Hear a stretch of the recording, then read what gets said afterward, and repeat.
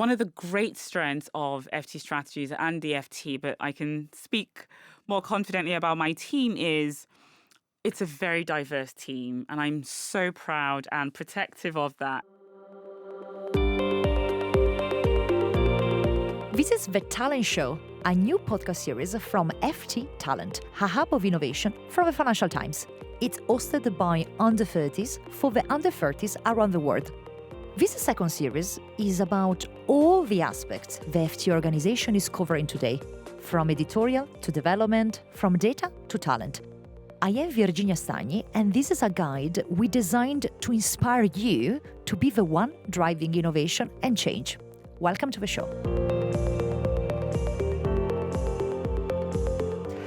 All right, another episode of our talent show here at Bracken House, One Friday Street. And today I'm super excited because I am sharing the desk of a podcast studio with a person I worked with for a little bit, but has always been very inspiring for me. And here at the FT has really done great stuff, astonishing. And you'll find out why I'm so excited about Tara joining us. She is the managing director of FT Strategies and a fantastic woman, part of the Financial Times. How are you, Tara?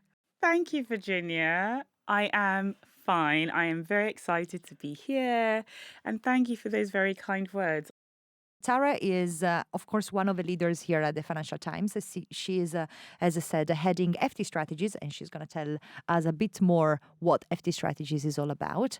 But what is so interesting about, to me, about FT Strategies is that is a startup within the Financial Times. But before joining and entering into FT Strategies, Tara, what have you been doing before? You are a consultant by heart. Can you tell us a bit about your career journey and things that you believe might be interesting for our younger people out there listening to you today? Thank you, Virginia. I went to university and I then embarked on a career within an investment bank.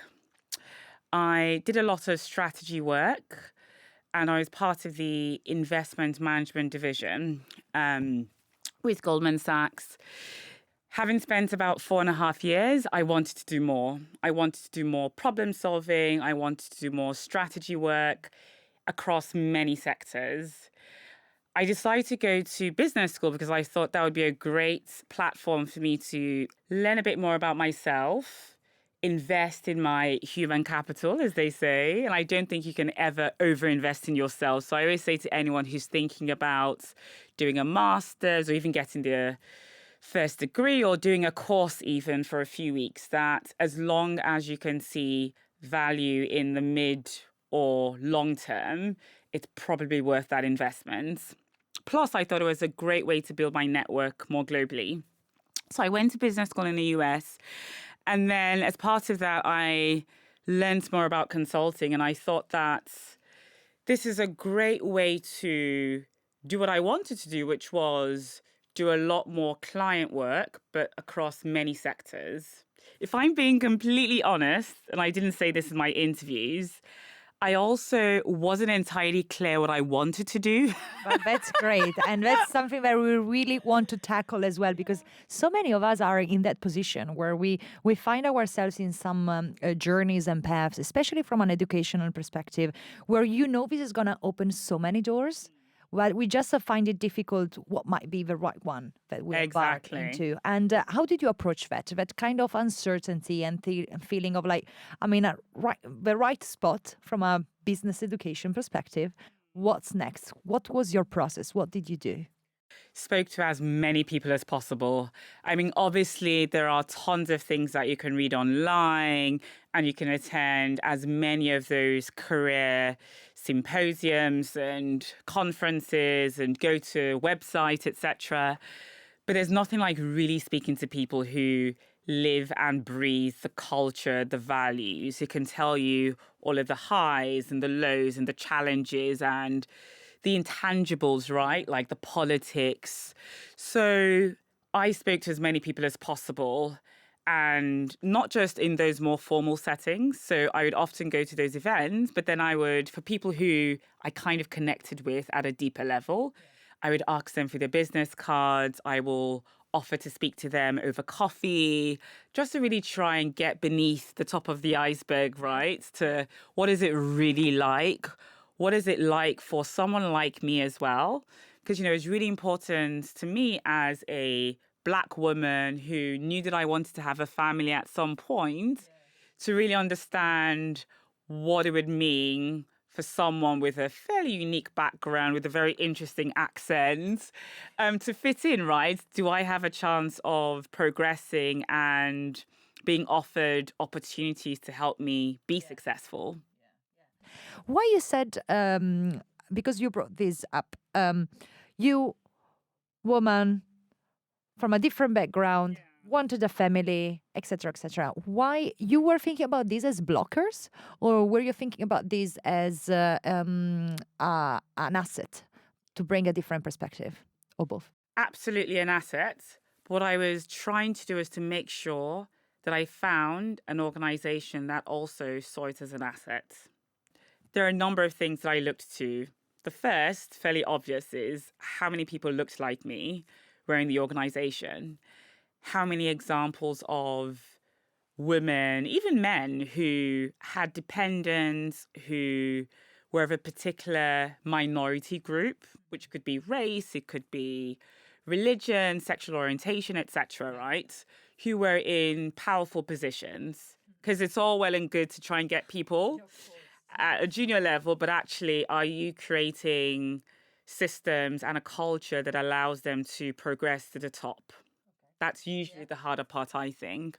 So I just looked for examples and I spoke to those people as well. I was very bold in asking questions of people who I met to say, do you have anyone who might be willing to talk to me who might have an interesting perspective on what it's like to be a woman at a senior level as well, what that pathway looks like, etc.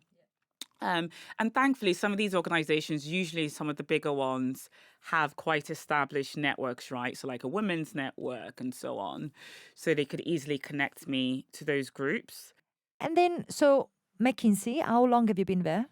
I was at McKinsey for about 8 years, almost a decade. And then Financial Times.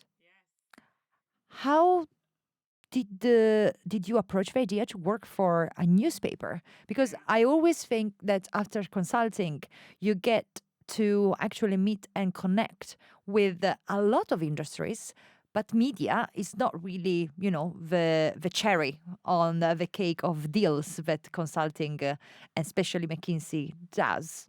Why media and why FT strategies? So I was thinking about leaving. And then I had this opportunity presented to me. And like you said, I had never, again, I didn't say this at the interview, honestly thought about media as an option. I mean, I dabbled a bit in a few media projects, but it wasn't my area of specialty, if I'm being completely honest. And I kind of looked at the media industry as something that wasn't necessarily the most disruptive or innovative. It just felt very traditional. And I spoke to a few people and I just was blown away. I had all of these preconceptions about what it would be like to work in media. And since then, I have completely transformed my understanding of the sector and grown in my respect. And I can talk a bit more about that. But to answer your question specifically, I think the pull for me was it was a very rare and exciting opportunity to disrupt what is a traditional industry in consulting, actually, by starting this very unique consultancy that operated in a very different way. So, harnessing the experience and the operational perspective of a company that has been through it before. It was also a unique, almost a juxtaposition, as you say, right, where we're working for this almost 140-year-old organization, institution even, but then it's a startup, right? I was really excited by the idea of building something new and exciting, of really transforming an industry that needed it as well. And that was, for me, probably one of the biggest pulls. It was that opportunity to support a very, very important part of our society, which was one that I hadn't really come to appreciate until starting the role. Media as an industry is under enormous pressure. And across the world, we've worked across about 50 countries now. It has just been so incredible to see the role that many media organizations, news publishers, as an example, play in preserving that free and fair democratic society, right? Bringing truth to the public, holding power to account. In many cases, people are literally putting their lives on the line to do that. So to be able to, even in a small way, support that has been just so profound. And I think that's really what FT Strategies is all about, is helping and consulting any other media group, but as well, I think we can expand around that. It's based on a audience first membership model, idea of empowering rather than with only the product, that still content is gold, but audience first because of digitalization, data, and so on. And if there is one specific thing that I really would love to get our audience understand a bit more about FT strategies is rather than thinking with a competitive mindset, is like how we can collaborate to have a healthy system. Completely agree. And that's what really attracted me to the FT. I think one was those values. Many, in fact, almost every company that you will hear from will say we are mission led, values driven, etc., etc. Again, you really have to try and go beneath the surface to test if that's the reality. And I found that in the FT, they really are passionate about supporting the industry, and values of integrity, of empathy, etc., is infused in every single process or decision that's made. And that's what I think we represent. I think, FT Strategy's mission is to help the clients that we work with to thrive. And in many cases, news publishers are trying to survive, right? They're trying to survive the disruption, the trends that we've been seeing, and the implications for advertising, etc. And AI, I think, is going to really exacerbate that in many ways, both opportunities and risks. But what we do is we work with them to offer them the capabilities, the capacity, and the confidence to go on that journey. A journey that the EFT went on, from transforming itself into this more innovative, more sustainable business model, which is reader revenue. And digitally enabled. So reader first, but still other revenue lines like advertising, etc., play a role in this diverse portfolio. So we work with them to really provide that expertise. And the feedback that we get from clients is just phenomenal. And in many cases, these are clients who've worked with other more established consultancies who say, they're great for certain things, but you guys have been so valuable because we are lacking that real world perspective. So yes, we can get the theory on 1,000 pages, but there's nothing like actually having the lived experience of someone in data or someone in corporate development or someone in marketing, editorial, etc., who can actually tell us this is how you implement the theory. These are the challenges or the mistakes or the pitfalls or the risks. So that has been such a powerful part of what we do, and a really meaningful part as well for the team, because you get to be that human lens to what can sometimes be a very professional lens to consulting. So my question to you, Tara, you needed to build a company within a company. What did you do? What did you try to apply when you were looking for new people to join you? Like someone that was with a similar background to yours, completely different. How was it? I think it was quite difficult, isn't it? Yes, I'm sure you remember. It wasn't I easy. did, I do. It wasn't easy because I think an easier route would have been to just take as many of the people who applied. But we were very clear, and this for me was non negotiable, that it had to be the right talent, it had to be the right fit. So fundamentally, what I and the entire team looks for is people who share our values, people who have the right skills, but more importantly, the right mindset and attitude. One of the great strengths of FT strategies and DFT, but I can speak more confidently about my team, is it's a very diverse team. And I'm so proud and protective of that. And I think, yes, there is a social reason and value to that, right? Just, getting to work with people. We had a potluck event the other day, and my goodness, the diversity of cuisine. I like food, as I said. So I was on fire, energized. But then also, I think, quite frankly, as a professional, it's so important that we are able to reflect the communities that we operate in. And also, I do think diversity of thoughts, diversity of background, experience, etc., breeds creativity. It enhances problem solving. It facilitates teamwork. Thank you so much, Tara. I loved this.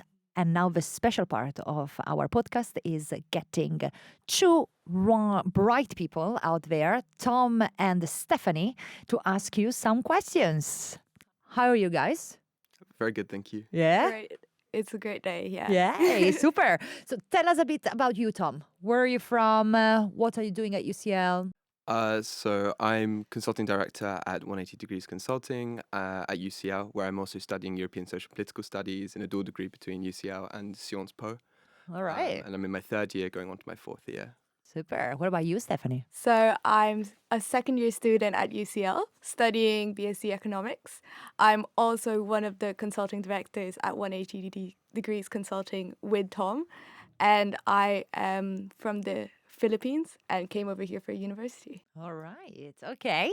So, guys, it seems a perfect fit for someone with your passion for consulting to be asking questions to Tara. So, Tom, what's your question? So many students and young people in general are concerned with issues such as climate change and environmental devastation. What advice would you have for consultants who may be faced with a morally problematic client? And what advice in general would you have for students who want to do consulting but also want to do good for this planet?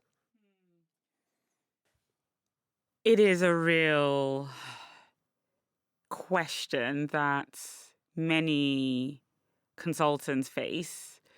What I encourage my teams to do, even though we thankfully haven't been in those positions, is to be open, even at the outset. As some of you might know, in consulting, you usually go through a staffing process. So there are projects that you might be able to choose from, and there's usually a process where the resourcing manager will inform the decision on what projects a particular consultant works on based on client needs, the individual's interest, career goals, and so on. And what I always try and encourage people to do is to be very explicit around your values as well. Just so you know, I feel passionately about this, climate change, or so I will have a very difficult time serving a client in this industry or with a record or a history of whatever it might be. So I think also, if you are in that position where you are trying to decide between consultancies, these are the sorts of questions that I think you should ask. So I referenced earlier how, for me, diversity and inclusion was really important. I think, again, saying, what are your commitments to climate change? What's your firm actively doing? And then speaking to people, there's so much information online now to really try and understand if what they say matches the reality. And I think your question around, what advice for consultants who wants to make that positive difference.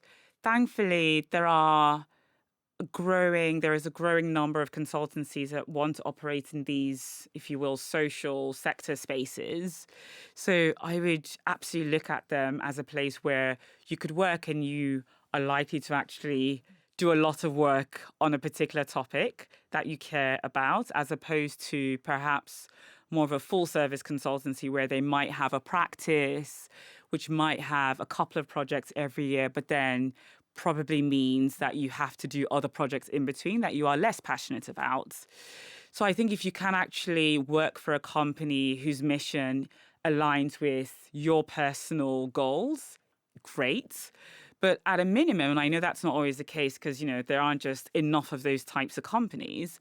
I think just thinking individually about how you could contribute. So, for example, we focus on media, but one of the things that we're really passionate about as a team is giving back to the community.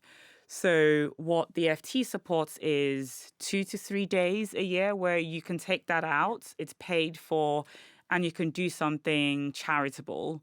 So as a team, we will decide a particular initiative that we want to support and then we'd work together on that. So this is just one suggestion that someone from the team recommended. And there are other little things, right, from how we think about our carbon footprint with do we always have to travel to the client site? Actually, that's not really healthy for the planet. So how can we cut back and be a bit more efficient? So all to say, be very explicit about what you care about and stay true to that where possible. I know it's not always easy if you're trying to find a job, trying to make money. So I really don't want to preach that sort of moral high ground. But where you can, be open, join a firm that shares in those values, and try and find little opportunities to support that. Thank you. You're welcome. Stephanie. So I have a slightly different question. So on the topic of entrepreneurship, I think that one of the major barriers today is still access to finance. And especially for those from underprivileged backgrounds who may not have much knowledge on that subject or may not have the connections and networks necessary for that certain startup finance, what advice would you give to people in that situation? Another interesting question. I started my first startup on my maternity leave, which again is something I wouldn't recommend. I had 3 young children and I was trying to build a business. Suffice it to say, it wasn't the unicorn that I was hoping it would be. But one of the things that it opened my eyes to was the level of inequality in the startup world as well, which wasn't something that I had really been exposed to. So you're absolutely right. There are so many data points around how little investment female founders get relative to male founders. And you can go on and on across different dimensions. The good thing is, I think there is increasing awareness. I remember working on a project with the CEO of NatWest Bank, and it was one of the things that she was very passionate about. And she wanted to deploy the capabilities of NatWest towards supporting, so investment and mentoring. So there is increasing awareness, which is translating to additional supports. Still nowhere near, I think, it should be at, but we are moving in the right direction. So my advice would be do your research, try and find those pockets of opportunity and support. So there are pockets, whether it's with established companies in tech, in finance in particular, as well as other actors in the industry. So there are some specific VCs that you may have heard of who are all about a particular investment thesis with female founders.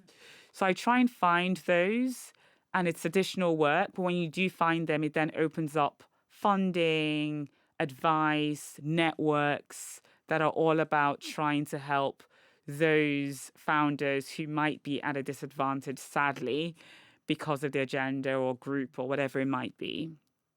Thank you, Tom. Thank you, Stephanie. But above all, thank you so much, Tara, for being so open and so transparent about your journey and your decision-making processes and all the amazing, as well, insights that you shared from a cultural perspective. That I think this is what we are here for. So, Tara, thank you so much for your time. Thanks to our listeners, and up for our next episode next week about investigative journalism, law firms. So just double check our talent show on Spotify or wherever you're getting your podcast. Thank you.